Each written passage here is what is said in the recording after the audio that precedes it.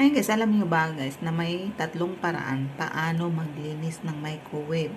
So una guys, pwede tayong gumamit ng lemon at saka water. So squeeze mo lang yung lemon doon sa basin guys na may tubig. At yan ang gagawin natin na pamunas. Sumunod naman ay yung vinegar at water. So, run the microwave on high for 5 minutes. Wipe it clean and you're done. So, ibig sabihin nito guys, bago kayo maglinis ng inyong mga microwave, na gamit yung lemon at saka tubig or vinegar na apple cider vinegar and tubig or baking soda at saka tubig, ay painitin nyo muna yung microwave nyo into 5 minutes. Wipe it clean and you're done. So, before kayo maglinis ng inyong mga microwave, para iwas bakterya, pampatay bakterya, ito yung mga sangkap guys.